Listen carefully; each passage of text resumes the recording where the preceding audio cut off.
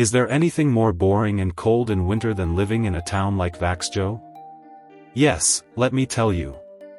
Being already running round 5 a.m. in the conference room for something that can't wait, in the outskirts of Vaxjo is an experience that can depress the most cheerful person in the world.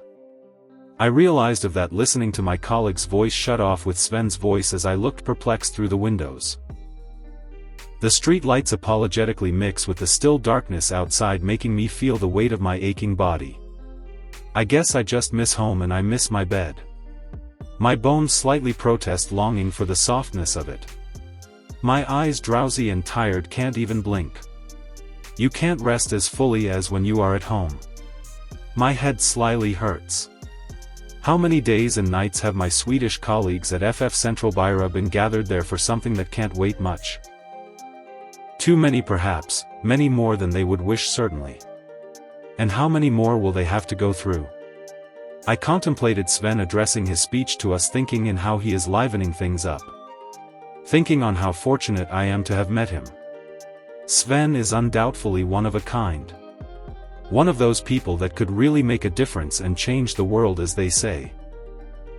This boredom and staying up early means nothing compared to working with Matt and his bland and appalling way to direct the agency in Montgomery. Being here in Sweden and being able to listen to Sven giving his own speech is truly a present for me. I got sick and spellbound at the same time following Sven leading us through his circles in that whiteboard. It sometimes feels like entering the mind of a genius. Soon, I know, we'll be heading to Stockholm to meet the experts, and I don't know what to expect from that.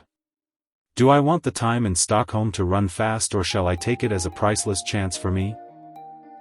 I think I am very relaxed about it at the moment. I hope I can enjoy it, at least for how promising it appears to be now.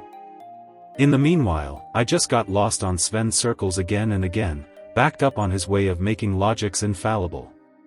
He has the ability to convince us, at least the ones who want to be convinced by him. And I am up for that. I listened without barely paying attention, without any effort, as I realized how everything made sense and fell into place, coming directly to my mind. I got Sven's points very clear without being able to fully understand his mind and his idea. It was something truly special I had never experienced before. I have been amazed all this time here at the office about how a person that flips the bird to the system can be the head of a successful agency like this. Sven is undoubtedly a person with unorthodox ways, he certainly is, but one must give him credit too for his numberless merits. He follows the ways of his twisted mind, he lets himself fly with it. And surprisingly, it takes him to surprising and unexpected places. Sleep-inducing situations set my mind in the conference room automatically this morning. I realized how I haven't slept properly in days. No, there's no turning back now, and we will have to mold our schemes to those of the experts, said Sven.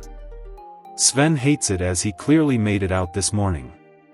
Many people at the office can't stand Sven, especially after he made that man under surveillance jump off in helicopter some time ago.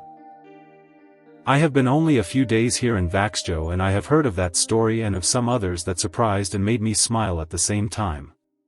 Some say Sven has the most unorthodox methods, some like me, think this agency would be going nowhere without his leadership.